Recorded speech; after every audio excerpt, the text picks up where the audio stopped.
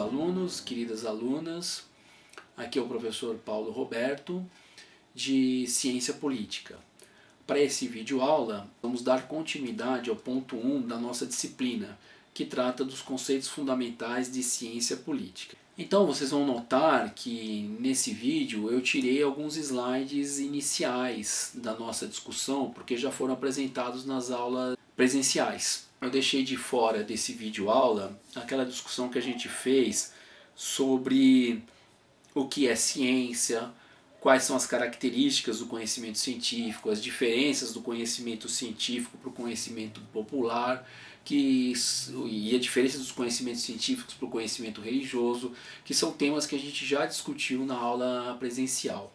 Esse vídeo aula ele vai começar a partir do ponto 1.2, política, que vocês têm no slide. Então a gente vai começar a entender o que significa política, para depois a gente entender o que significa ciência política.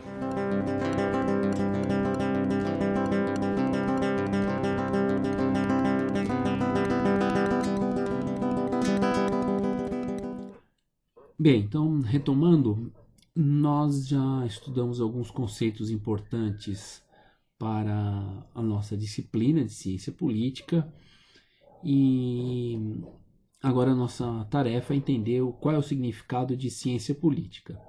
Então, primeiro, para entender o significado de ciência política, vamos entender o que é política. Até porque já estudamos o significado de ciência. E para entender o que é política, eu peguei essa matéria de jornal que saiu em 2012 e dizia que o direito à terra foi uma vitória da Rio 92. A Rio 92 foi a Conferência Internacional de Meio Ambiente que se realizou em 1992 na cidade do Rio de Janeiro. E um trecho dessa matéria diz o seguinte: a conclusão é de um estudo que avaliou a evolução desde 1992 da criação de políticas de acesso à terra. Então, gravem na cabeça de vocês essa expressão, criação de políticas de acesso à terra, e depois eu volto a comentar. Outra notícia que eu peguei para a gente analisar o que é política é essa daqui. Congresso Paraguaio vota hoje o impeachment de Lugo. Lugo era o presidente do Paraguai e também é uma notícia de 2012. E aí, num determinado trecho, dizia o seguinte: havia meses, Lugo vinha perdendo apoio político, em razão de disputas políticas internas e governava por decreto. A pergunta que eu faço para vocês é a seguinte: essas expressões, apoio político, disputas políticas, têm o mesmo significado daquilo que a gente viu no slide anterior, que era políticas de acesso à terra?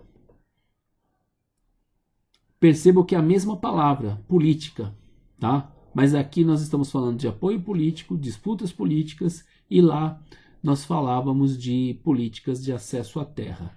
Então, qual que é o significado da palavra política, né? A conclusão que a gente chega pela simples leitura dessas duas notícias de jornais é que a palavra política ela é polissêmica, ou seja, ela tem vários significados. Então, vamos analisar alguns significados da palavra política, e aí vocês podem anotar aí. A palavra política, de uma forma geral, ela é uma forma de atividade ou prática humana. Quer dizer, quase todas, ou pelo menos uma boa parte das atividades que a gente faz do dia a dia, elas estão relacionadas com política. Afinal, né, o homem ele é um ser político por natureza. Um outro significado da palavra política vem de polis, né?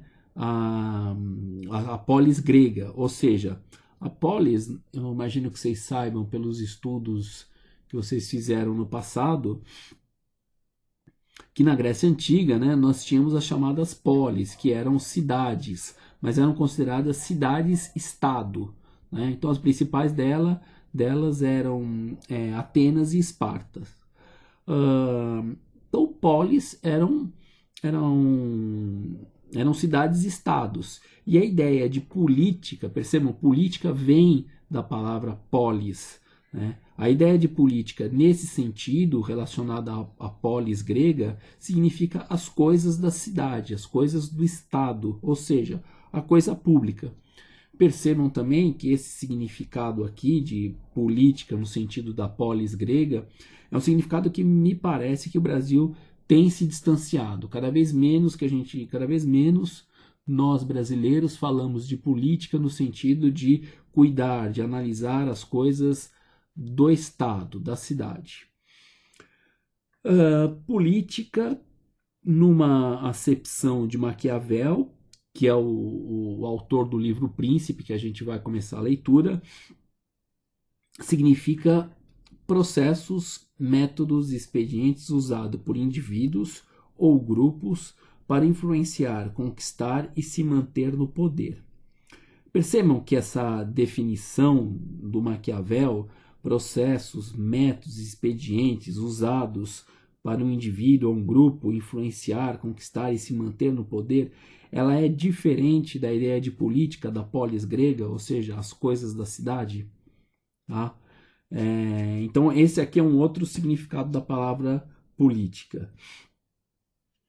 Ou seja, o que o indivíduo faz para tentar conquistar o poder, o que o indivíduo faz para tentar se manter no poder, né? Quais são as atitudes que o indivíduo faz para tentar influenciar o poder. Né? É um outro sentido de política. Um outro sentido de política que pode estar muito relacionado a essa acepção de Maquiavel, mas também pode ser que não, são as atividades que partidos ou políticos ou governantes fazem. Tá? Então, partidos políticos, os políticos individuais e governantes, né, ou governos, fazem política. Tá? Isso é verdade, mas eu não gosto muito dessa definição porque fica parecendo que a política está restrita só a partidos, a políticos e a governos. Né? Tanto que tem pessoas que falam assim, eu não gosto de política, política é coisa de partido, é coisa dos políticos. Não, né? A gente tem que refutar esse tipo de entendimento. A política também é feita pela sociedade, a política também é feita pela sociedade civil. Né? Então, sim, partidos, políticos e governos fazem política, mas não são só eles. A sociedade civil, nós fazemos política também. Uma outra ideia da palavra política significa o fim, um objetivo, uma finalidade. Tá? Então, por exemplo, a política de vendas de uma empresa. Percebam que é um sentido completamente diferente dos outros que a gente estudou. Está bem ligado aos objetivos, né? as normas sobre vendas que essa empresa tem. Ou então, a política da faculdade com relação aos alunos que colam em provas. Né? Uma ideia de finalidade. Finalmente, um outro sentido de política, e aqui eu não estou esgotando a matéria, só estou citando alguns exemplos, política pode ser considerado o conteúdo material de uma política pública. Para a gente entender isso, vamos explicar rapidamente o que é uma política pública. A política pública é considerada uma ação do Estado. Né? Então, por exemplo, a política de meio ambiente do Estado de São Paulo, a política de meio ambiente do governo federal. Então, a política de saúde do Estado de São Paulo. Né? Então, o que o Estado de São Paulo, quais são as suas ações, o que ele faz para a questão da saúde. Tá? Então, isso é política pública. E quando eu falo conteúdo material de uma política pública, eu estou me referindo às leis, às normas jurídicas dessa política pública. Então, a política de saúde, né, a política pública de saúde do Estado de São Paulo. Tá? E as ações que o Estado de São Paulo faz para a questão da saúde. E aí quais são as leis, quais são as normas jurídicas que regulam essas ações do Estado de São Paulo para a saúde? O nome disso é o conteúdo material. tá? Então percebam que isso é política pública, é um outro significado para a palavra política, tá? Então isso aqui são só alguns exemplos. O que vocês têm que ter em mente é que a palavra política ela é polissêmica, tem vários significados, e quando a gente fala de política, quando a gente está lendo essa palavra política, a gente precisa entender do que está se tratando, né? Quais são esses significados que a palavra que a gente está lendo está tratando.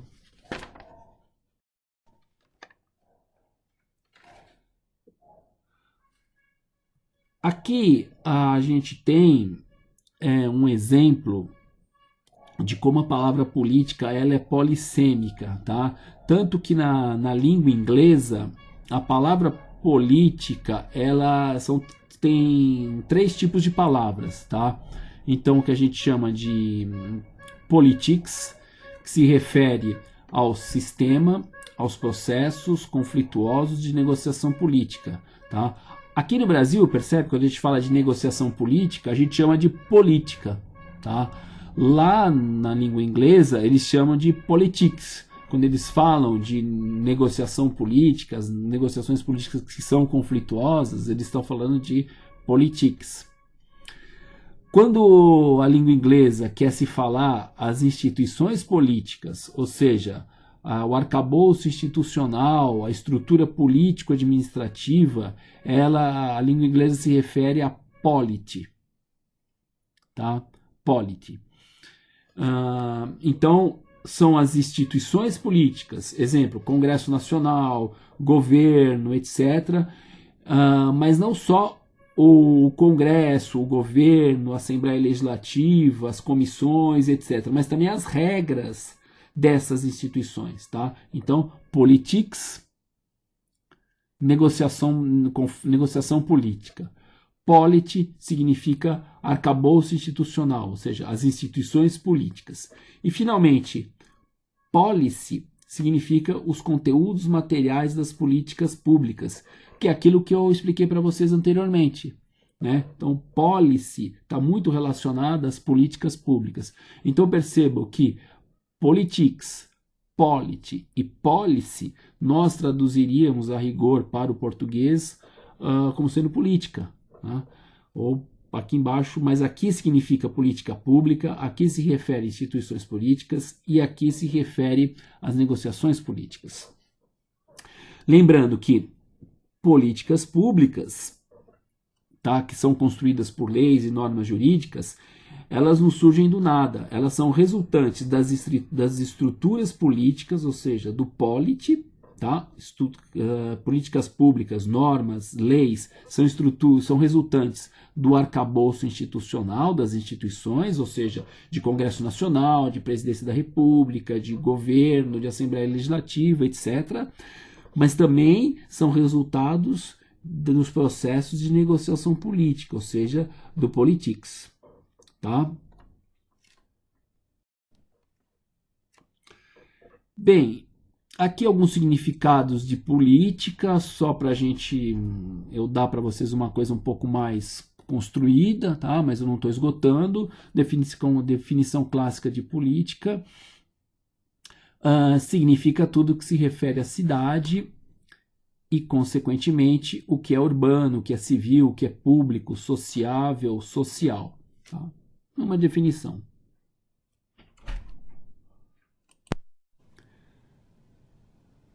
Outra definição de política. A política pode ser analisada como um fenômeno social que se revela como uma atividade do exercício de poder, tá? Então, política se revela como uma atividade do exercício de poder ou a procura pelo acesso ao poder, com o objetivo de decidir sobre a solução de problemas que afetam aos indivíduos em sociedade, estabelecendo um modelo ou um projeto de organização econômica e governamental. Gravem isso. Política se revela como atividade de exercício de poder ou procura pelo acesso do poder. Uma outra definição, tá? Conjunto de esforços feitos com vista a participar do poder. Veja de novo a palavra poder. a influenciar a divisão do poder, seja entre estados, seja no interior de um único estado. Então essa definição aqui ela é encontrada no livro do professor Dallaire, citando o Max Weber. Max Weber, que é um alemão, intelectual, jurista e filósofo, um dos fundadores da sociologia, né? Um autor muito conhecido, muito lido no mundo inteiro, que viveu entre 1864 e 1920. Tá? Então, política muito associada a poder, ao Estado.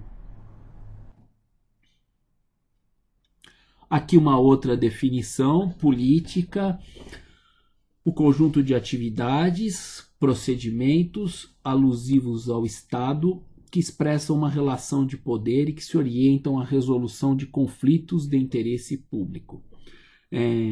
De novo, nós estamos tratando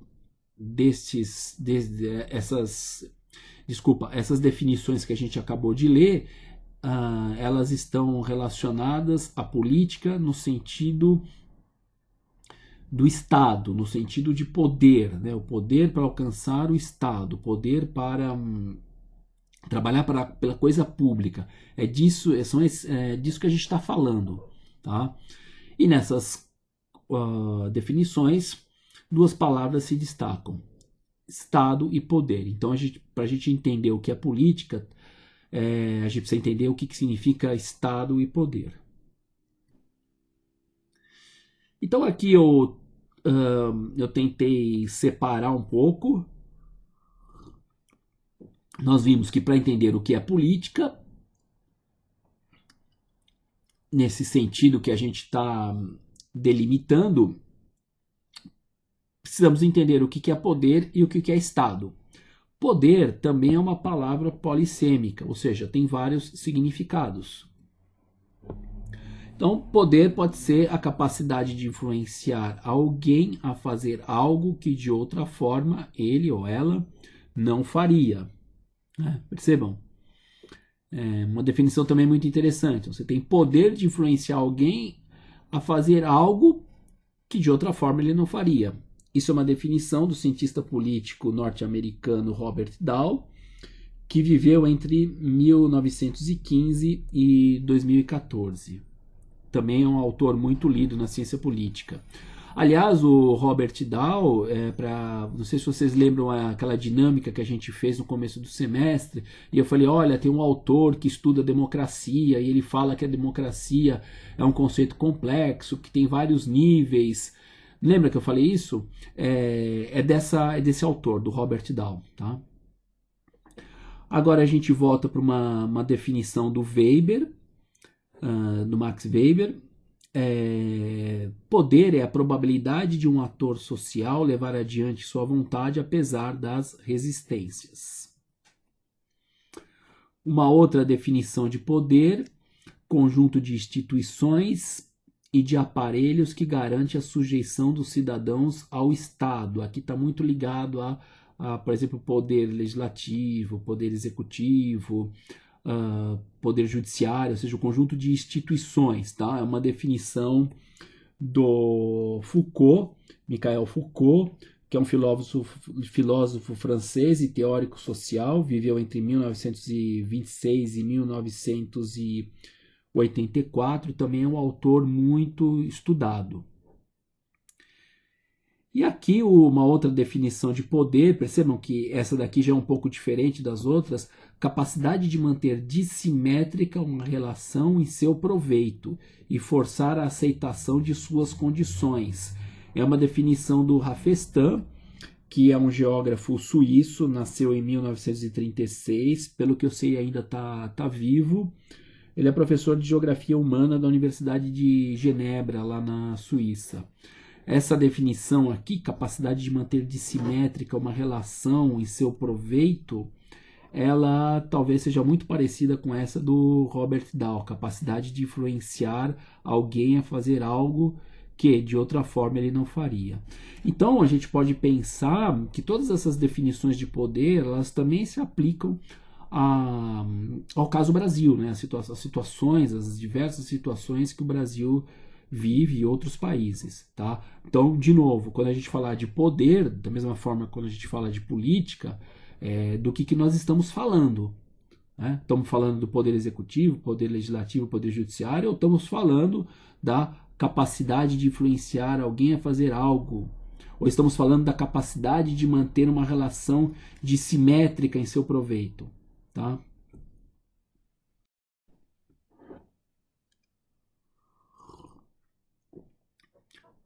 Aqui outra frase do Max Weber: todo homem que se entrega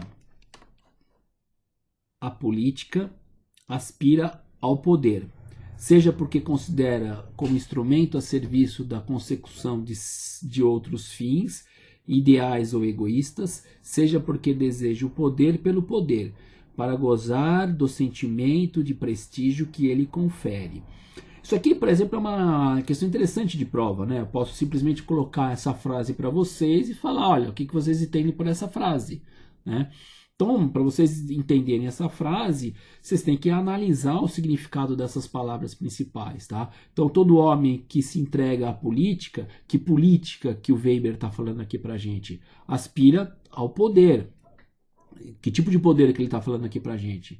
Seja porque considere como instrumento da consecução de outros fins, né, ideais ou egoístas, ou seja, o homem que se entrega à política, né, e aqui claramente ele está falando da ideia de política como uma situação de cuidar da coisa pública, ele tem que aspirar o poder. Tá? Então, seja porque ele considera um poder a serviço da consecução de outros fins, ideais ou egoísticos, ou seja, a utilização do poder para poder realizar as necessidades públicas, né, atender às demandas públicas, seja porque deseja o poder simplesmente pelo poder, tá? Aqui já é muito mais uma acepção de tentar aquela história de manter uma relação dissimétrica, etc.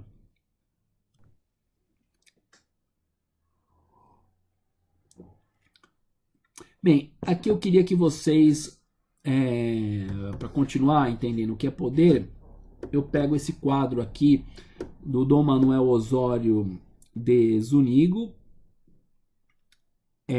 Quem pintou esse quadro é o Francisco Goya, imagino que seja essa a pronúncia.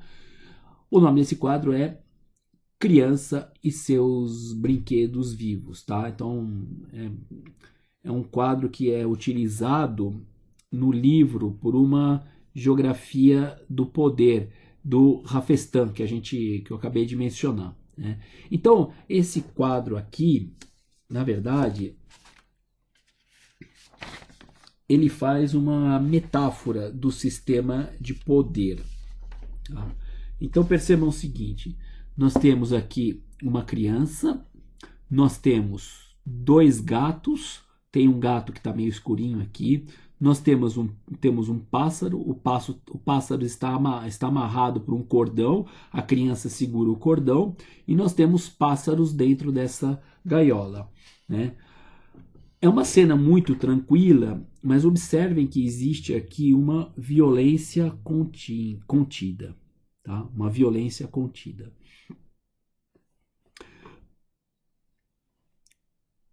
O pássaro não pode voar, ele está preso no cordão pela criança.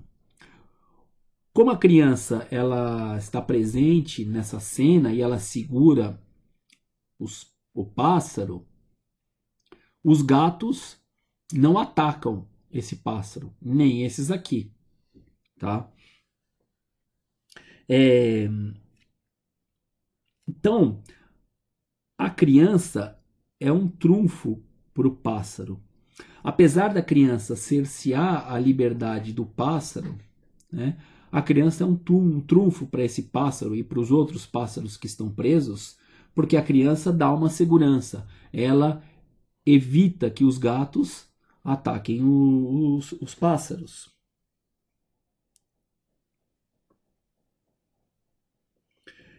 Mas percebam que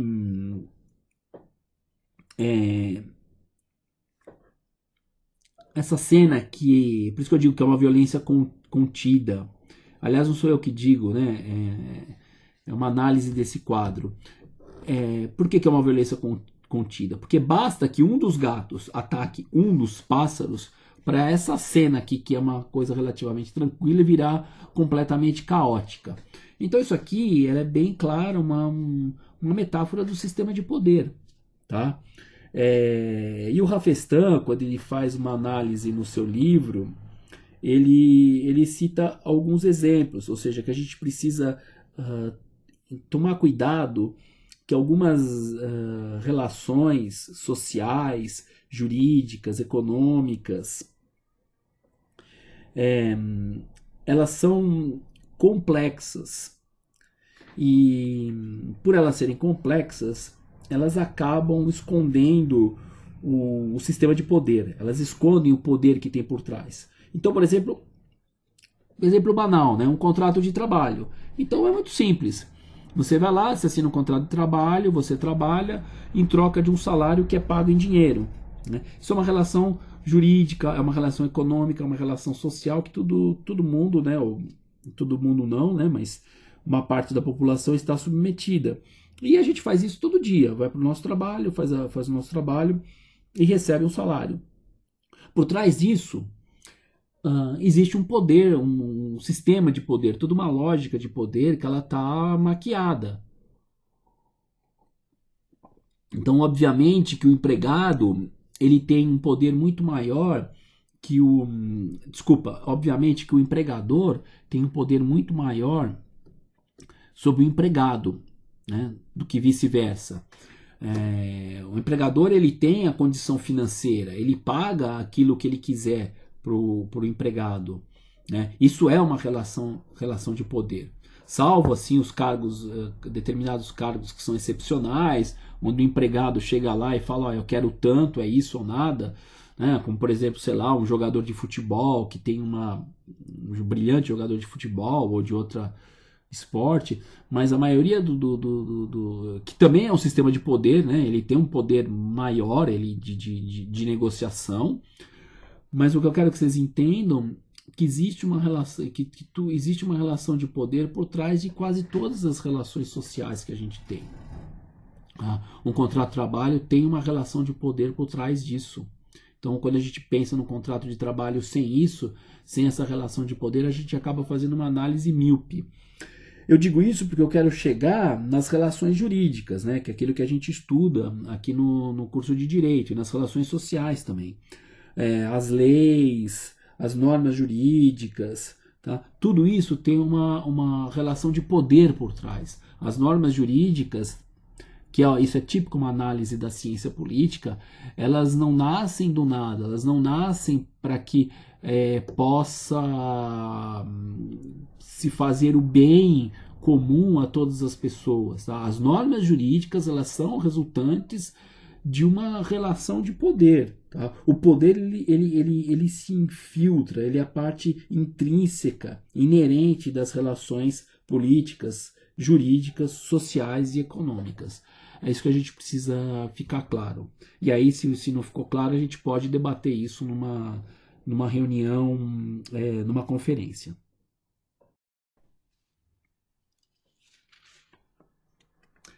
Bem, nós estudamos, para a gente entender o que é política, nós estudamos o que é poder, fizemos uma análise dos significados de poder.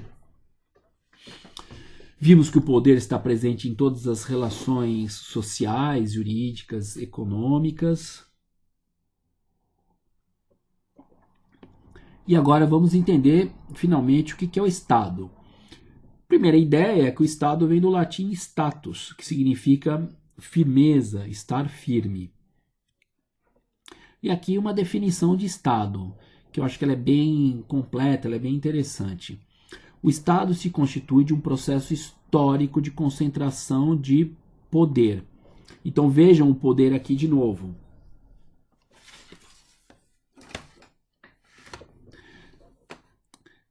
Percebe? É uma definição de novo do Weber. Então não há que se considerar o Estado como um ente monolítico. O Estado ele é fruto de um processo histórico de concentração de poder.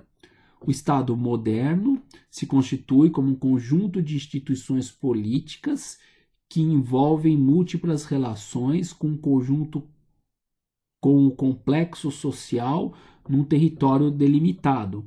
É uma definição do Guilherme O'Donnell, que é o cientista político argentino, que também é bastante lido. Então, dessa definição que eu trouxe para vocês, a gente pode entender, né, que Estado e poder estão relacionados.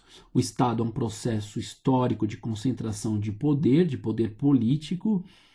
O Estado moderno, ele é um conjunto de instituições políticas, ou seja, a ideia de que o Estado é formado por governos, é formado por poder executivo, poder legislativo, poder judiciário, é formado por outras instituições públicas, sei lá, como por exemplo, vamos imaginar no Brasil, o IBAMA, é formado pela Receita Federal, é formado pelas Forças Armadas, é formado pela Receita Federal, não sei se eu já falei.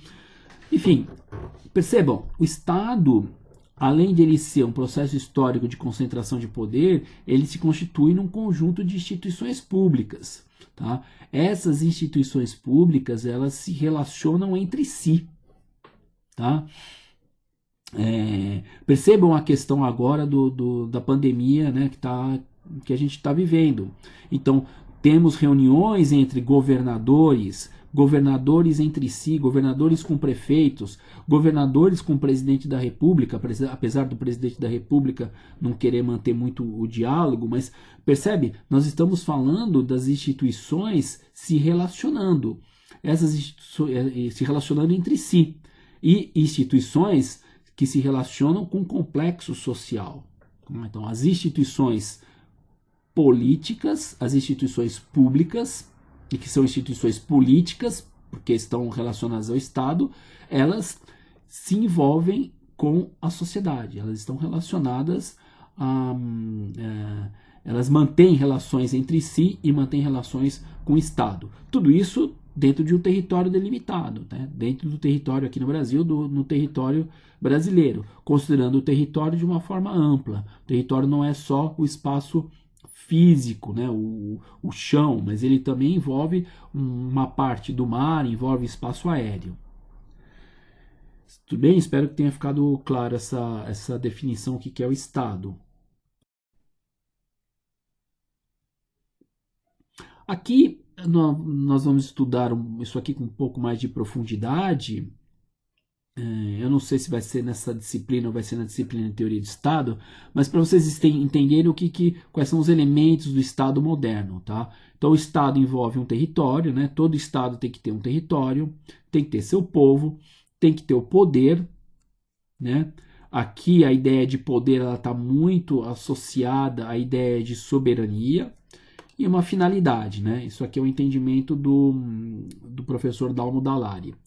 Então, o professor Dalmo Dallari nos ensina, dá uma definição de Estado, dizendo que o Estado é uma ordem jurídica soberana, ou seja, poder, né? Um poder que o Estado tem de estabelecer suas normas jurídicas dentro do seu território, né? Essa é a ideia de ordem jurídica soberana. Então, voltando, o Estado é uma ordem jurídica soberana que tem por fim, ou seja, finalidade, o bem comum de um povo situado em um determinado território. Então gravem bem essa ideia de finalidade do Estado. O Estado tem por fim o bem comum de um povo situado em um determinado território. Gravem bem isso, bem comum de um povo. A gente vai voltar a falar sobre isso. Governo é um conjunto de indivíduos que orientam os rumos da sociedade, pois ocupam posições de cúpula do Estado. Então aqui temos claramente uma diferença que é super importante na ciência política, que vocês e também no direito, que vocês precisam ter muito claramente a diferença de Estado e governo. Estado é uma coisa, governo é outra coisa, tá?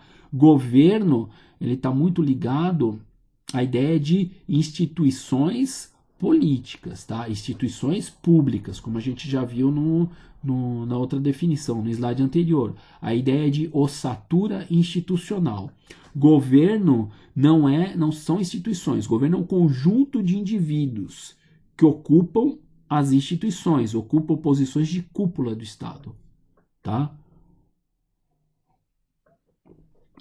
O governo, ele é transitório, né? Isso eu estou falando em democracias. O governo é transitório. Então sai um governo, entra outro. O Estado, né? Lembre-se, o Estado vem da palavra status. Ele dá a ideia de firmeza, então ele dura muito mais tempo. Né? Existem, obviamente, formas de extinção e surgimento de novos estados que a gente vai estudar mais para frente. Mas a ideia do Estado é uma ideia mais de algo firme, permanente, enquanto o governo, por ser um conjunto de indivíduos, ele é mais transitório, tá? Então, esse conjunto de indivíduos, ele ocupa posições de cúpula do Estado, né? Por isso que é o governo, ele governa, tá? Ao governar, orienta os rumos da sociedade. Então, o que o governo o que os governos dos estados, né, estão decidindo para cada um dos seus estados com relação a essa pandemia, tá? Então, percebam, orientando os rumos da sociedade. A gente também pode voltar a isso, claro, claro caso não tenha ficado suficientemente claro para vocês.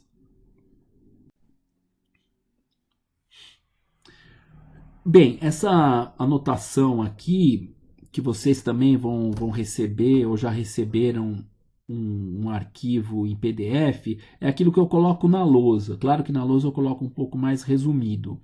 Então aqui imaginem eu indo para a lousa agora, tá? Os slides, nós vimos algumas definições de Estado. Então, é aquilo que eu falei para vocês gravarem. Estado é uma ordem jurídica soberana que tem por finalidade o bem comum de um povo situado em um determinado território. Essa definição aqui do professor Dalmo Dallari é uma definição que vocês vão estudar bastante, mas é uma definição que eu e outros professores, nós não gostamos dessa definição. Justamente por isso, o Estado tem a finalidade do bem comum de um povo. Essa ideia de que o Estado tem uma finalidade, o bem comum de um povo, ela é uma abstração. Né? Ou seja, você desconsidera outros elementos importantes do Estado, você acaba não entendendo, você acha, ao considerar que o Estado tem a finalidade, o bem comum de um povo, você não entende bem o que é o Estado. Você acha que o Estado é uma entidade quase sacrossanta que quer ajudar todas as pessoas. E aí você ignora alguns aspectos do Estado que a gente vai ver. Então, eu não estou dizendo que essa definição é mentirosa. Não é isso. Essa definição ela é verdadeira. Mas ela é uma abstração. Ou seja, ela isola alguns elementos à exclusão de outros. Né? Ela isola outros elementos do Estado e ela só olha esse elemento que o Estado tem como objetivo o bem comum do seu povo. Né? Ela analisa só essa questão da finalidade do Estado, mas ela ignora outras questões que são importantes que a gente vai ver agora. Tá? Existem outros elementos que precisamos considerar para saber o que é o Estado e daí entender a sua complexidade. Então isso aqui é uma questão chave. É preciso entender que o Estado ele é complexo. Né? Se o Estado ele é complexo, a gente não pode simplesmente dizer que ele tem como objetivo o bem comum. Eu vou mostrar mais detalhes. Vimos também que o Estado é um conjunto de instituições políticas. As instituições políticas se relacionam entre si. Já expliquei para vocês. Governadores se relacionam, governos com poder executivo, com poder legislativo, com órgãos do Estado, como por exemplo a polícia, com as Forças Armadas, etc. Essas instituições políticas, além de se relacionarem entre si, elas se relacionam com a sociedade. Como elas se relacionam com a sociedade? Existem duas formas principais da sociedade se relacionar com as instituições políticas e vice-versa. Por intermédio de grupos de interesse, então essa abreviação que eu estou usando aqui, GIs, é grupos de interesse e por partidos. Vamos entender o que é isso. Grupos de interesse. Tá? O que são grupos de interesse? Grupos de interesse são associação de indivíduo. Esse triângulo aqui é uma abreviação de indivíduo. Tá? Então, cada vez que eu usar o triângulo, eu estou falando de indivíduo. Então, grupos de interesse, associação de indivíduos ou organizações ou instituições que são normalmente privadas, em alguns casos podem ser públicas, que na base de um ou mais interesses compartilhados procuram influenciar leis, políticas públicas ao seu favor, tá? Então a ideia de grupo de interesse, ela está relacionada normalmente a associações, organizações de indivíduos que tentam influenciar as leis, as políticas públicas, as normas jurídicas para atender os seus interesses. Né? Então, por exemplo, alguns grupos como ONGs, grupos de empresas, tá? por exemplo a Fiesp, sindicatos, pode ser sindicatos de trabalhadores, como a CUT, pode ser sindicatos de empresas, organizações diversas, universidades, movimentos sociais, tá? Então, por exemplo, sei lá, MST, diversos outros movimentos sociais, organizações profissionais, como por exemplo a OAB. Então percebe, todas essas instituições, todas essas associações ou organizações, que aqui nós chamamos de grupos de interesses, elas tentam influenciar o Estado, tentam influenciar governos para que as normas jurídicas, as políticas públicas possam atender ao seu interesse. Então, há um tempo atrás surgiu um boato de que o governo federal ele queria cancelar a mensalidade da OAB, queria baixar uma norma cancelando a mensalidade da OAB. A OAB sim surgiu e disse que não. Né? Como que os grupos de interesse eles agem nesse objetivo principal de tentar influenciar leis e políticas públicas ao seu favor? Eles agem de duas formas principalmente. Ora, eles tentam tomar os setores do Estado, ora, eles tentam influenciar.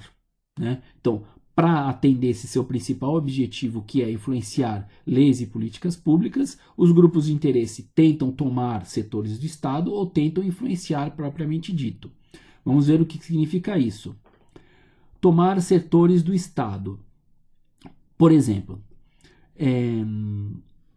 o MST e a Comissão Pastoral da Terra, que são dois grupos de interesses ligados à questão da terra, indicaram nomes para a elaboração do plano de reforma agrária do governo Lula. Tá? Então, essas duas, percebe? O plano de reforma agrária do governo federal ia ser elaborado, ia se tornar uma lei, uma norma jurídica. Então, o governo, na época, abriu oportunidade para que o MST e a Comissão Pastoral da Terra indicassem nomes para a elaboração desse plano. Percebe? Dois grupos de interesse tentando influenciar leis e políticas públicas ao seu favor. De que forma? Tomando setores do Estado.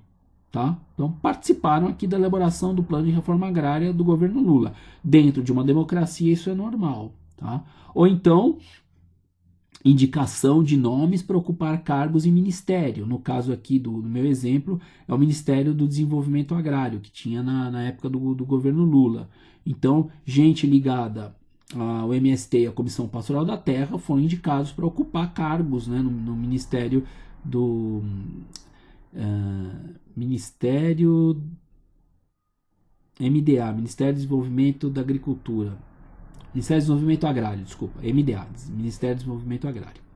Outro exemplo, a Sociedade Rural, que é um grupo de interesse ligado ao agronegócio, indicou o nome do ministro do meio ambiente do governo atual, tá? Então isso aqui é uma forma de um grupo de interesse, percebe? O grupo de interesse indicou um nome, a sociedade rural indicou um nome para ocupar setores do Estado. No caso, indicou o nome do ministro do meio ambiente do governo atual, né?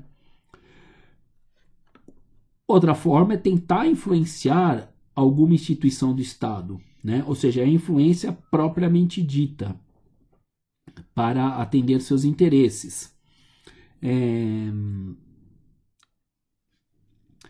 Então, por intermédio de, sei lá, de reportagens, pronunciamentos, pesquisas, aquela conversa, aquele bate-papo, por exemplo, com o parlamentar, com o governador, com o prefeito, né, ou seja, é a participação, né, de algum membro do grupo de interesse para tentar influenciar. Então, por exemplo, acontece muito quando tem algumas audiências públicas, tá, para se construir uma lei, etc. Vai lá um representante de um determinado grupo de interesse e ele fala, olha, a minha sugestão para essa lei é essa, tá? Ele está tentando influenciar a construção de lei, né? Então, portanto, esses 3 pontinhos é a abreviação, é o símbolo de portanto. Portanto, grupos de interesse procuram influenciar os poderes políticos para atender os seus interesses. Qual é o nome disso aqui na ciência política? O nome disso aqui é lobby, tá? Então, lobby são atividades destinadas a influenciar uma decisão política.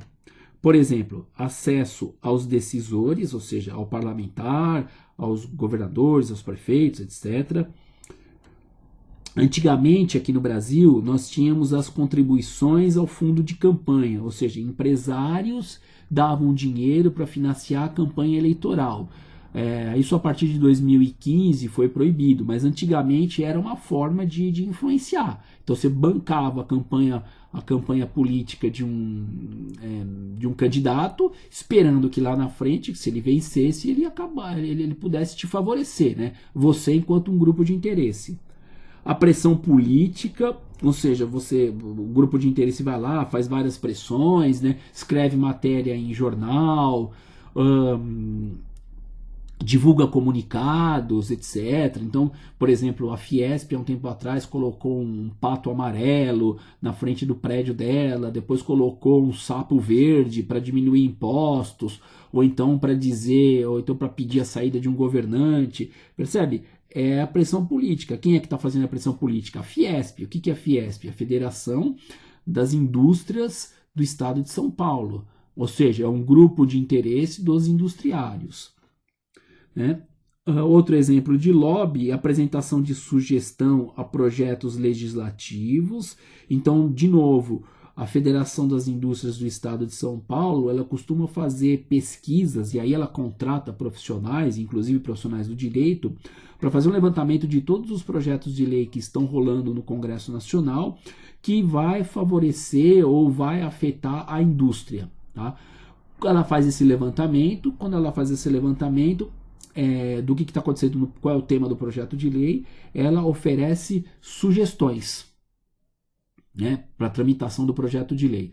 E aí, quando ela oferece essas sugestões, ela publica essas sugestões numa espécie de um livro e ela entrega todo começo de ano esse livro para os representantes para o presidente da Câmara dos Deputados e o presidente do Senado, tá? Isso é uma forma de lobby. Está apresentando para os dois presidentes das duas casas legislativas federais sugestões aos projetos legislativos, aos projetos de lei que são do seu interesse dela, Fiesp.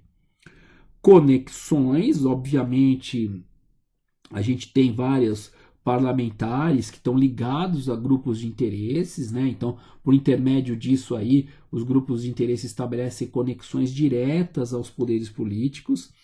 E como eu mostrei para vocês no caso aqui da Sociedade Rural, que indicou nomes, né? Ou então o MST, que também indicou nomes, a sugestão de nomes para ocupar os setores do Estado. Então, todos esses exemplos são chamados, né, de lobby, ou seja, atividades destinadas a influenciar uma decisão política. Aqui duas coisas importantes. Primeiro, lobby não no linguajar da ciência política, né, no entendimento científico, não está associado à corrupção. Tá? Lobby está associado a influenciar, influenciar uma decisão política. Obviamente que pode existir corrupção para tentar influenciar uma decisão política, mas isso não é lobby, tá bom? Lobby não está associado à corrupção. Outra coisa que eu quero chamar a atenção de vocês é que grupos de interesse não participam de eleições. Quer dizer, não é que eles não participam de eleições. Eu digo assim, um grupo de interesse ele não é um partido político, né? Então, eu sou o Paulo, o meu partido político é o grupo de interesse da Fiesp. Não, isso não existe, tá? Então, grupos de interesses não participam de eleições como se fossem partidos políticos. Eles participam de outras formas, tá? Indicando candidatos, apoiando candidatos. Então, nesse sentido, eles participam. Então, que fique bem claro, quando eu estou falando que eles não participam de eleições, é que eles não participam como se fossem partidos políticos. Grupos de interesse não são partidos políticos. Um sinônimo de grupo de interesse também muitas vezes vem como se fosse grupo de pressão, tá? Grupo de interesse e grupo de pressão, normalmente ele é utilizado como sinônimo na ciência política. Bem, então aqui é uma representação que eu gosto de fazer na lousa daquilo que é o Estado, tá? E aí vocês veem a complexidade do Estado, lógico que eu tentei fazer estou tentando mostrar a complexidade, mas de fato o Estado é muito mais complexo do que isso, né? Então, recordando, Estado, conjunto de instituições públicas, tá? Governo, conjunto de indivíduos que ocupam posições de cúpula do Estado. Essa diferença precisa estar bem clara para vocês, né? As instituições públicas, como eu falei, elas se relacionam entre si, tá? Então, aqui alguns exemplos de instituições públicas. Poder executivo. Então, nós temos poder executivo no nível federal, estadual e municipal, tá? Vários estados, são 27 estados, vários municípios.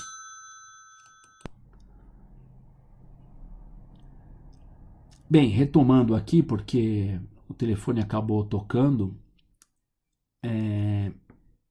Então, o Estado é um conjunto de instituições públicas, tá? Governo é um conjunto de indivíduos que ocupam as posições de cúpula no Estado. Então, vocês têm que ter bem claro essa diferença de Estado e governo. Estado e governo são coisas diferentes, tá? Instituições públicas, tá? Alguns exemplos aqui. Então, eu imaginei esse quadrado aqui como Estado. Tá? Então, instituições públicas, os poderes executivos, tá? Nós temos poder executivo no nível federal, nos níveis estaduais, né?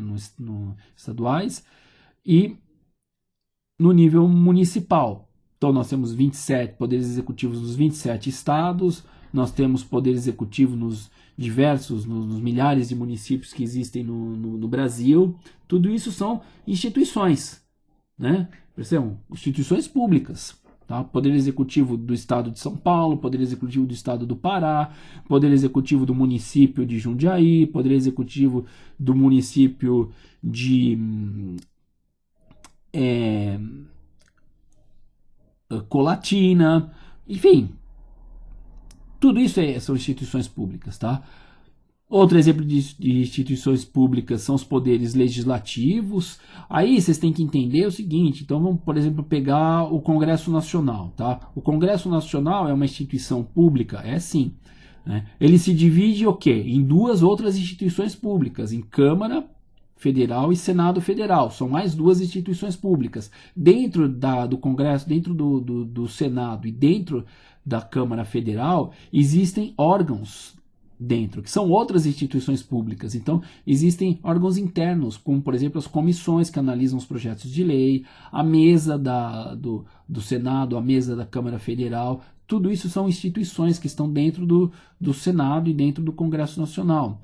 O Poder Judiciário também é composto de uma série de instituições. Nós temos o STF, o STJ, nós temos os tribunais de justiça estaduais, nós temos os fóruns, né, que estão situados nas comarcas. Então, em Jundiaí temos o Fórum de Jundiaí, aqui em São Paulo nós temos o Fórum Central, mas então nós temos também fóruns distritais. Dentro do Poder Judiciário temos outros órgãos também, né? E temos outras instituições, como por exemplo o IBAMA, a Polícia, as Forças Armadas, a Receita Federal, etc, etc, etc. Então o Estado ele é muito complexo, ele é composto por uma série de instituições, um conjunto infindável de instituições que têm competências diferentes, né? Essas instituições elas se relacionam entre si, ok? Então elas se relacionam entre si, múltiplas relações. E elas se relacionam com quem? Com a sociedade. Tá? Como que as instituições do Estado se relacionam com a sociedade? Principalmente por intermédio de grupos de interesse e por partidos políticos. Tá? Então, a sociedade civil, que aí eu tô fazendo um entendimento amplo de sociedade como conjunto de indivíduos, conjunto de empresas, ONGs, organizações, etc. Elas atuam por intermédio de grupos de interesse, que a gente já viu. Grupos de interesse procuram influenciar, né, setores do Estado para atender os seus interesses. Tá? Então, empresários fazem parte da sociedade. Empresários do setor industrial, ou seja, a indústria, criaram um grupo de interesse aqui no estado de São Paulo, que é a Federação das Indústrias do Estado de São Paulo, a Fiesp, cuja sede é lá na Avenida Paulista. Esse grupo de interesse tenta influenciar o Estado para que as normas jurídicas produzidas pelo Estado, para que as políticas públicas possam atender os seus interesses do grupo de interesse dos industriários, ou seja, Fiesp, e, via de consequência, atinge o interesse dos empresários industriais. Tudo bem? Ficou claro isso aqui? Então, grupos de interesse tentam influenciar o Estado. Grupos de interesse também podem agir por intermédio de partidos políticos, tá? Partidos políticos é outra forma que a sociedade se relaciona com o Estado, tá? Então, setores da sociedade são representados por partidos políticos. Então, você tem partidos políticos que estão mais relacionados a empresários, você tem partidos políticos que estão mais relacionados a igrejas, partidos políticos que defendem mais o trabalhador, partidos políticos que defendem mais o pensamento liberal, ou seja, de deixar o mercado, né, a ideia do mercado se autorregular. Você tem partidos que defendem determinados setores, determinadas igrejas ao invés de outras. Gente, eles queriam até fazer um partido corintiano, que era o partido que defenderia aqui os corintianos. Os corintianos são membros da sociedade, né? Então tem de tudo, tá? Você tem partidos políticos que dão mais atenção a setores da sociedade que estão preocupados com o meio ambiente, né? Então, percebe?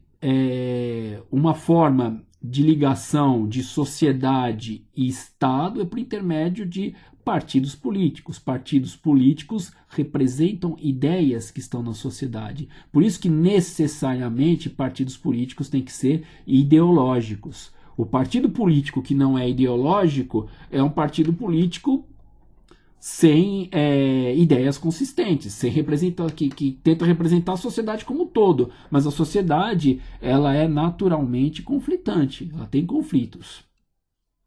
Então a sociedade Então, a sociedade se relaciona com o Estado por intermédio de grupos de interesse, nós já vimos, e se relaciona com o Estado por intermédio de partidos políticos.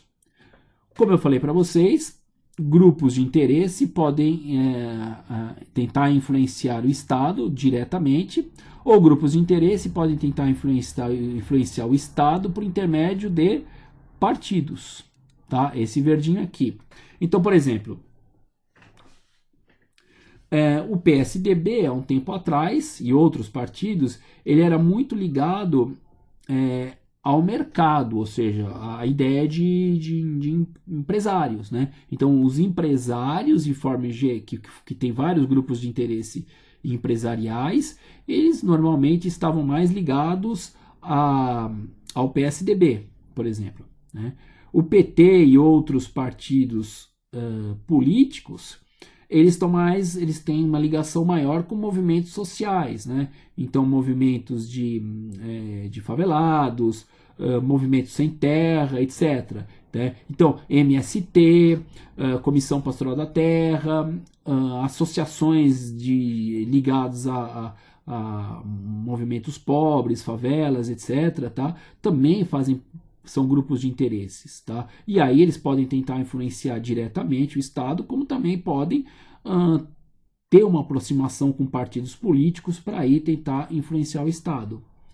O PSOL muitas vezes está ligado às universidades públicas, né? Universidades públicas, muitas vezes a reunião de universidades públicas ou a reunião de estudantes pode gerar um grupo de interesse.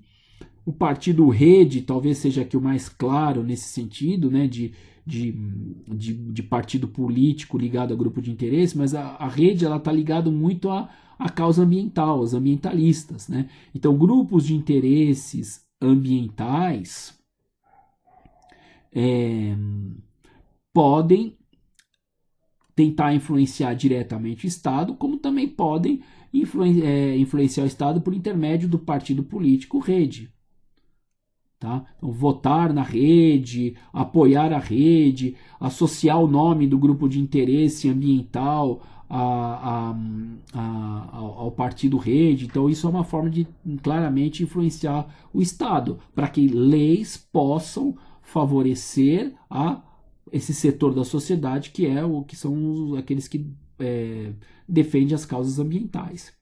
O Partido Novo, por exemplo, ligado a bancos, ao empresariado, tá? Então, bancos empresariados também fazem parte, também são uma forma de grupo de interesse que pode influenciar o Estado diretamente ou por intermédio do partido político novo, tá?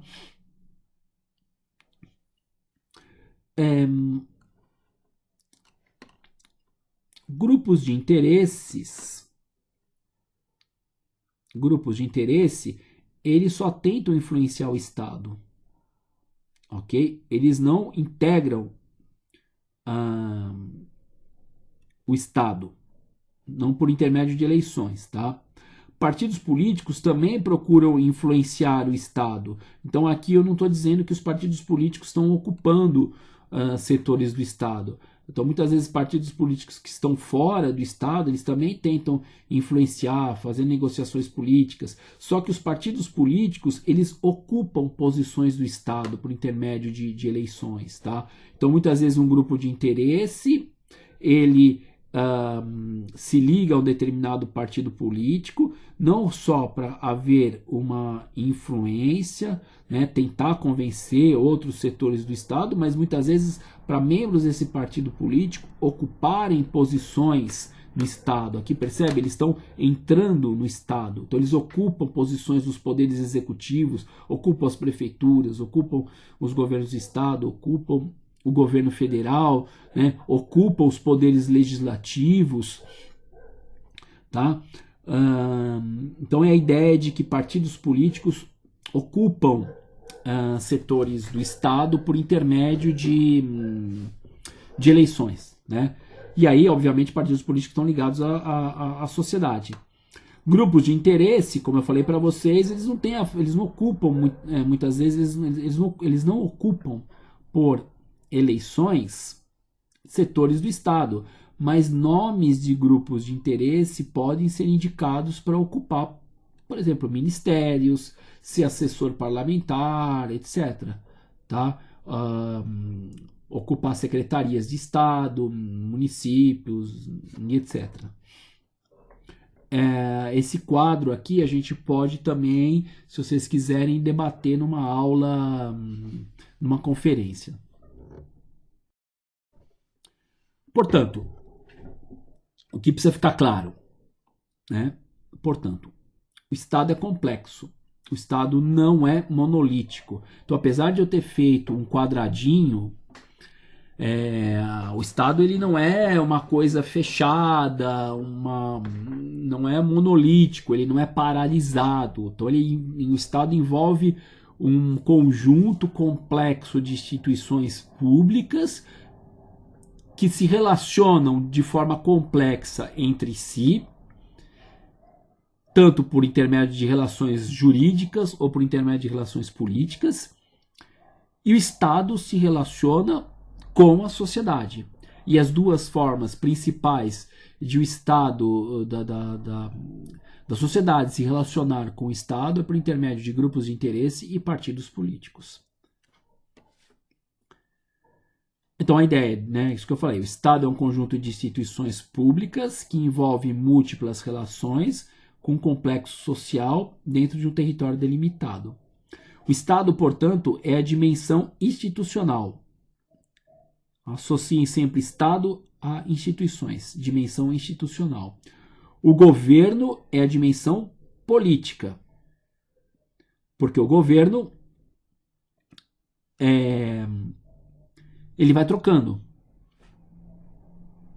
É ligado realmente ao conjunto de indivíduos, aos políticos, que determinam, orientam os rumos da sociedade, pois exercem o poder político ao ocuparem as posições de cúpula do Estado. Então, eu espero que tenha ficado claro o significado de política e os conceitos decorrentes de política, ou seja, o Estado, governo, grupos de interesse, partidos. Gente, todos esses conceitos eu estou passando assim para vocês de forma bem superficial, eles são muito mais complexos do que isso. Obviamente, eu não estou passando assim de uma forma mastigada, então eu podia simplesmente chegar, colocar aqui no slide grupo de interesse é isso, decorem. Estado é isso, decorem. Governo é isso, decorem. Não, eu passo algumas definições, eu trabalho um pouco as complexidades, aí pode parecer até difícil, e realmente é difícil, mas pelo menos vocês se aproximam mais da realidade. Mas é importante dizer que existem muitos estudos, né, e muitos aprofundamentos sobre cada um desses conceitos, tá? Então daí a gente já está preparado para entender o que é ciência política. E aqui um conceito de ciência política. A ciência política é uma ciência social que estuda o exercício, a distribuição e a organização do poder na sociedade. Percebe de novo? Poder. Como ciência social, procura estudar os fatos políticos, que envolvem tanto acontecimentos e processos políticos, como o comportamento político que expressa concretamente na interação social. Tá? A ciência política estuda muita coisa, gente, nós vamos ver. Dentre outros temas, descreve e analisa, por exemplo, processos eleitorais, a resposta da população às decisões políticas tomadas pelas autoridades, como a população encara as decisões políticas, como a população está encarando as decisões que foram tomadas agora pela pandemia, né? A Constituição e a dinâmica dos partidos políticos. Então, a ciência política estuda como partidos políticos são constituídos e como os partidos políticos trabalham. Os grupos de pressão, que são os grupos de interesse. Ciência política estuda o impacto das mudanças políticas e suas consequências. A ciência política estuda a organização das diferentes formas de governo, tá? Como é que governos parlamentares e governos presidenciais se formam, qual é a diferença entre eles. As funções exercidas pelas autoridades no interior do Estado, né? O que cada um trabalha, né? O que cada um faz no interior do Estado. O processo político de tomada de decisões que afetam a sociedade global. Aqui a ideia de processo político sempre conflituoso, as negociações políticas. As diferentes relações de poder entre indivíduos diversos. A ação de grupos de influência, ou seja, grupos de pressão, grupos de interesse. A evolução do pensamento político, que é isso que a gente vai estudar um pouco na nossa disciplina. Como o pensamento político evoluiu. Tá? Isso aqui é um conceito, tem outros. O campo da ciência política, ele é muito amplo, tá? Nós temos um campo que é a teoria política. Então estuda teoria política, história das ideias políticas. Existe outro campo da ciência política que é o das instituições políticas. Então estuda a Constituição, os governos, a administração pública, as funções econômicas e sociais dos governos, compara como é que funcionam as instituições políticas, né? Como as instituições políticas de um Estado em relação ao outro. Outro campo da ciência política é aquele que estuda partidos, grupos de interesse, por exemplo, opinião pública, né? Aí vai estudar partidos, grupos, associações, a participação do cidadão no governo, opinião pública. E existe também uma área da ciência política dedicada às relações internacionais, né? Ou seja, o campo da ciência política ele é amplo.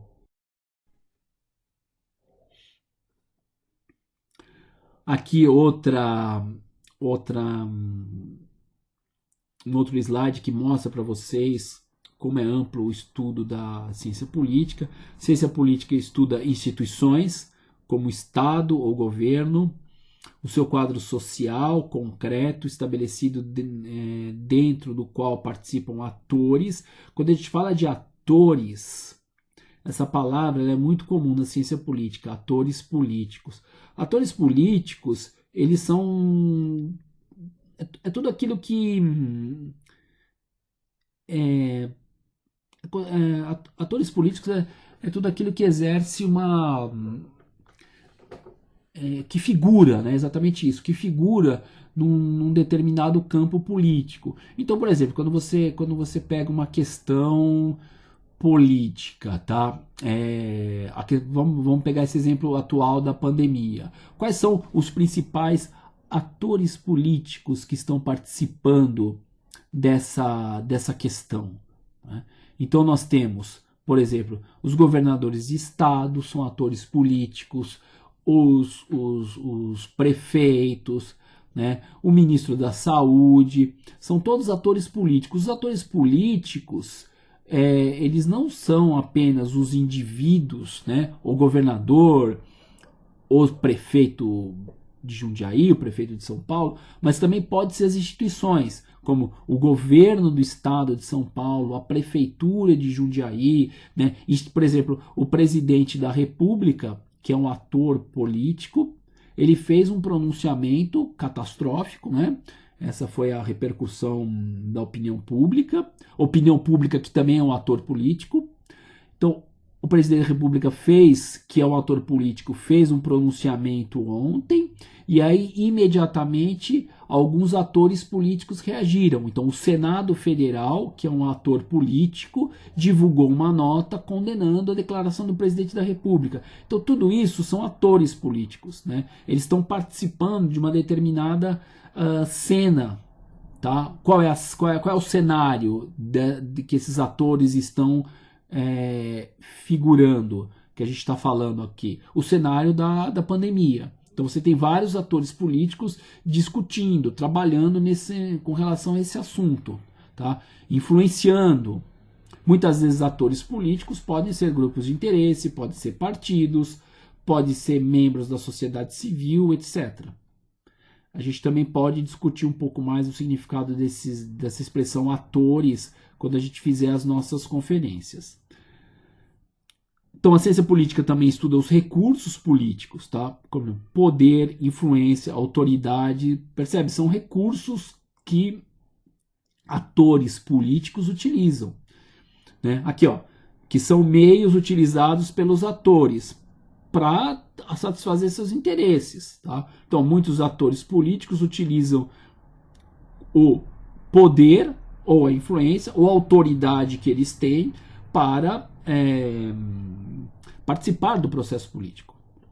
Os processos como de decision making ou policy formation, que significa essas duas expressões em inglês significam formulação de decisões sobre linhas de conduta coletiva, ou seja, decisões políticas, tá? Decisões políticas que vão influenciar a sociedade. Tá? Então a ciência política estuda muito isso, que constitui as atividades principais a quais se consagram os atores. Então, por exemplo, uma decisão, né, uma decisão política ou pode ser uma política pública, pode ser uma lei. Tá? Então a ciência política estuda os processos de construção dessa lei. Os processos de construção dessa lei necessariamente envolve uma série de atores, dependendo do tema que essa lei está envolvendo, que essa política pública está envolvendo. Se é uma lei que envolve questão ambiental, os atores políticos vão ser mais ligados à questão ambiental, ou até mesmo a questão atores econômicos, porque leis ambientais podem influenciar o processo de produção econômica, tá? Ciência política estuda as funções, como a resolução não violenta de conflitos pela consequência da sua atividade para a sociedade global na qual faz parte. Então, assim, só alguns exemplos, tá, dos campos de estudo da ciência política. Isso aqui é importante. O que é ciência política, o que é o direito e qual a relação dessas duas disciplinas. Ciência política. Então, a gente já viu, estuda o fenômeno político em si, as estruturas governamentais e as estruturas de participação política. Estuda e tenta reconstruir os sistemas de poder. Tá? Isso aqui é uma das definições do que é ciência política. Nós vimos que tem outras, mas todas mais ou menos no mesmo sentido. O direito. O direito é uma ordem normativa da conduta humana, ou seja, um sistema de normas que regulam o comportamento humano. Como termo norma, quer-se significar algo que deve ser ou deve acontecer, especialmente que um homem se deve conduzir a determinada maneira. Tá? Essa é uma definição que o Alarcon traz no livro dele, mas ele cita o filósofo e jurista austríaco Hans Kelsen, que vocês também vão estudar bastante. Ele deu várias contribuições ao direito positivo e o Kelsen viveu entre os anos 1881 e 1973. A pergunta que eu faço para vocês é a seguinte. A pergunta que eu faço para vocês é a seguinte: o direito é só isso? O direito é só uma ordem jurídica positivada? Né? Então, para a gente entender o que é o direito também de forma resumida, esse aqui é um quadro que eu gosto de fazer na lousa e que eu tentei reproduzir aqui. Então, esse quadro aqui é o que a gente chama de nível de normatividade. É só para vocês entenderem alguns aspectos e aí entender o que é direito. Nós temos na sociedade aquilo que a gente chama nível de comportamento. Tá? Nível de comportamento, o que é? É o comportamento do homem consciente. Então, como é que o homem se comporta? Percebe? o comportamento ele pode ser influenciado por normas de comportamento. As normas de comportamento podem ser escritas ou não escritas. As normas escritas podem ser jurídicas ou não jurídicas. Então, por exemplo, eu estou numa determinada repartição, aí tem uma porta e está escrito bata antes de entrar, tá? Isso é uma norma, né, escrita de comportamento, vai influenciar o meu comportamento. Então, antes de entrar, eu sei que eu preciso bater, né? Ou normas não escritas, costumes. Eu entro na classe, existe um costume de eu chegar na classe e falar bom dia, boa noite aos alunos, né? Então, este aqui é o nível do comportamento, tá? Ou seja, como o homem se comporta. E ele se comporta influenciado por normas que podem ser escritas e não jurídicas. Então, isso aqui é o mundo do ser. Nem sempre, nesse nível do comportamento, que é o comportamento do homem consciente, né, o homem vai se comportar de acordo com as normas. Às vezes, o homem se comporta de forma contrária às normas, sejam normas de costumes ou sejam normas escritas. Tá? Por isso que ele é o mundo do ser. Né? Ou seja, é um mundo onde as coisas são, onde as coisas acontecem, tá? Então, por exemplo, matar é proibido por uma norma que é jurídica. Essa norma influencia comportamento. Muitas pessoas não matam, mas no nível do comportamento tem pessoas que matam, né? Então, é o mundo do ser, tá? Esse nível de comportamento não é direito, não é o direito. Tá? Isso não é o direito.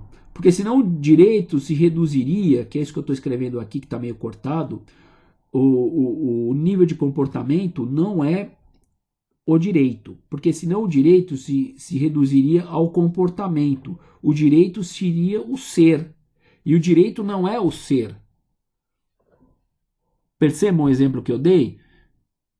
No nível do comportamento, existe um comportamento que as pessoas matam umas às outras, tá? Isso é o ser.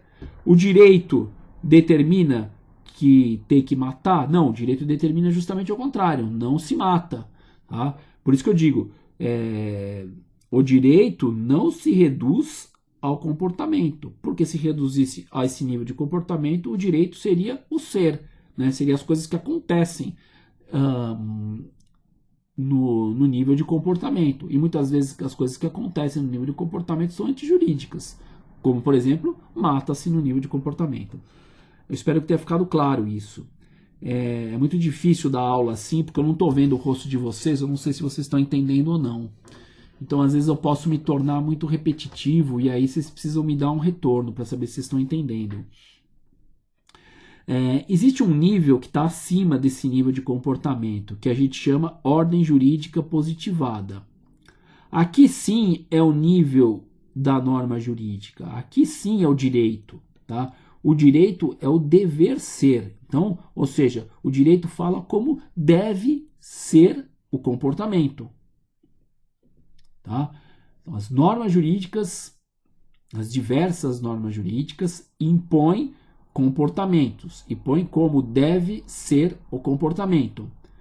Normas jurídicas não descrevem comportamento, elas prescrevem comportamento, elas determinam como vai ser o comportamento, tá? Então, normas jurídicas não explicam o comportamento que acontece aqui no nível de comportamento. Quem vai explicar quem vai descrever, quem vai explicar o nível do comportamento é, por exemplo, a sociologia, tá? Normas jurídicas não descrevem, elas prescrevem, elas determinam como deve ser o comportamento. Então, aqui é o direito. Só que existe um nível acima dessa ordem jurídica positivada, que a gente chama a ciência do direito. A ciência do direito, ela vai explicar a ordem jurídica positivada, ou seja, ela vai explicar isso aqui. Então é aquilo que a gente chama da linguagem teórica do direito. É o direito como ciência, né? São as dogmáticas. Por exemplo, direito civil, direito ambiental, direito tributário e etc. Então percebe? Quando a gente está falando, o direito, eu estou falando do quê? Eu estou falando da ciência ou da norma jurídica? Ambos são direito, tá? Você tem a norma jurídica positivada, a norma jurídica positivada prescreve comportamento, porque é a lei, né? A lei ela vai determinar como tem que ser o comportamento do homem, mas o estudo da ordem jurídica positivada, o estudo da lei, não determina como tem que ser o comportamento do homem. Ela explica a lei, ela explica a ordem jurídica positivada. Tanto que você tem dentro do direito civil, do direito ambiental, do direito penal, etc., nós temos vários autores, vários estudos. Muitas vezes um autor ele estuda uma determinada lei e ele entende a lei de forma diferente de outro autor. Então é a interpretação da lei. Interpretação da lei dada pela ciência do direito. Tá? Mas não necessariamente aquele autor que pertence à ciência do direito, ele vai ter o mesmo entendimento de outro autor. Então, isso é muito importante. O estudo do direito, o direito enquanto ciência, não prescreve comportamento, só descreve, só analisa a ordem jurídica positivada. Quem vai determinar comportamento é a ordem jurídica positivada, são as normas jurídicas, ok? É aquela velha disposição que está no começo da Constituição, que ninguém será obrigado a fazer ou deixar de fazer senão em virtude de lei.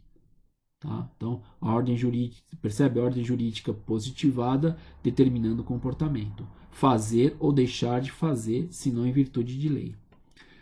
Bem, então nós temos aqui, no nível da ciência do direito, nós temos aqui, nós vimos as dogmáticas, tá? Ou então as doutrinas, né? Direito civil, direito ambiental, direito tributário, direito penal, direito internacional, etc.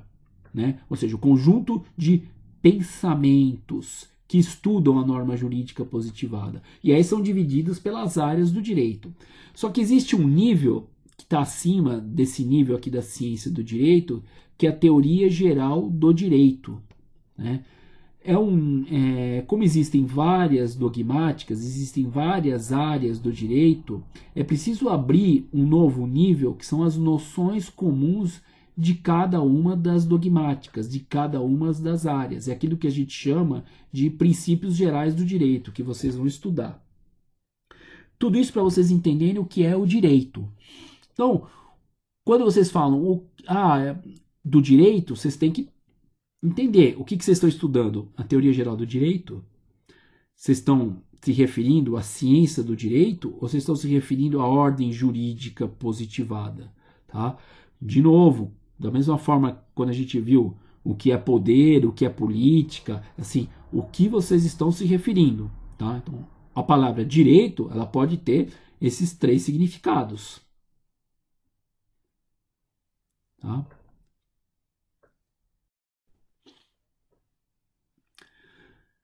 E aqui vem uma pergunta, que pode ser uma pergunta de prova, uma pergunta para vocês refletirem, né? O direito é uma ciência? E a gente já viu que sim, né? Ciência jurídica e direito não são sinônimos. A primeira apenas descreve a segunda, não podendo, como o direito, que é produzido pela autoridade jurídica, prescrever seja o que for. Assim, as proposições formuladas pela ciência jurídica, que podem ser verídicas ou inverídicas, não atribuem quaisquer deveres ou direitos aos sujeitos jurídicos. Aqui, quando o Kelsen está falando de ciência jurídica, ele está falando do direito enquanto dogmática. Tá? Então, ele está estabelecendo uma diferença entre ciência jurídica e direito. Mas no nosso dia a dia, muitas vezes a palavra direito ela é utilizada também para ciência jurídica. Então, tenho essa diferença clara. E aqui o Kelsen está explicando para a gente que ciência jurídica e ordem jurídica positivada não são sinônimos. A ciência jurídica, os dogmas da ciência jurídica, né, ou seja, a dogmática jurídica, as áreas do direito, apenas descrevem a ordem jurídica positivada. A ciência jurídica não pode, como a ordem jurídica positivada, a ordem jurídica positivada que é produzida pela autoridade jurídica, é produzida pelo legislador, prescrever, seja o que for, prescrever comportamento. Então, ordem jurídica positivada é produzida pela autoridade jurídica, pelo legislador e, portanto, prescreve comportamentos, tá? Não matar, está escrito no Código Penal. Foi produzido pelo legislador, está prescrevendo o comportamento de não matar. Só que as proposições formuladas pela ciência jurídica que vai estudar as normas jurídicas positivadas, elas podem ser verídicas ou inverídicas.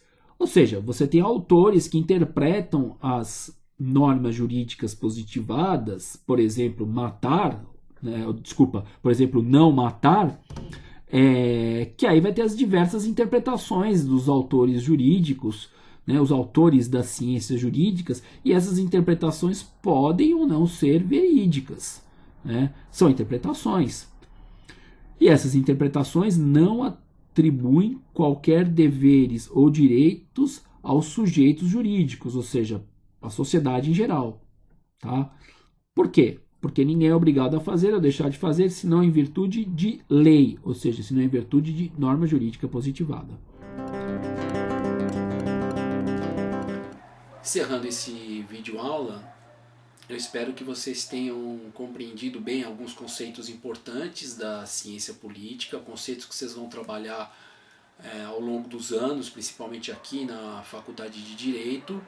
Eu espero que essa distância que a gente tem, né, nesse momento, não tenha prejudicado o entendimento de vocês. Eu espero que vocês tenham compreendido, principalmente por intermédio dos conceitos que a gente apresentou, por intermédio da...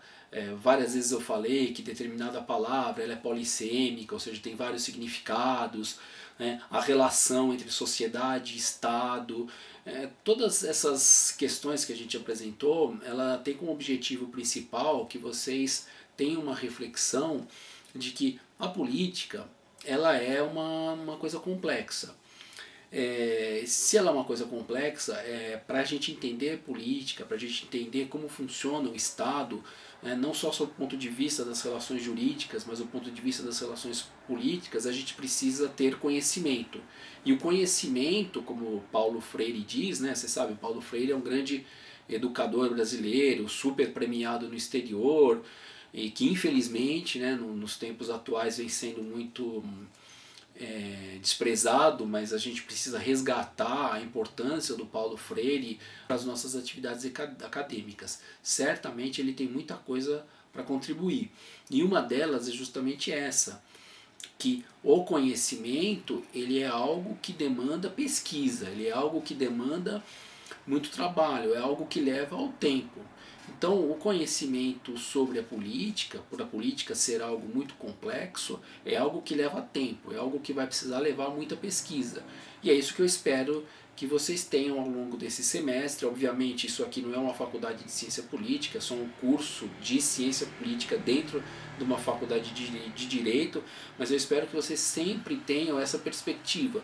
Tudo aquilo que a gente for estudar, todos os conceitos que a gente for trabalhar, eles são conceitos que eu vou passar para vocês, são fragmentos de pensamentos, de reflexões, mas que levaram, né, muito tempo e que ainda levam e demandam muito estudo.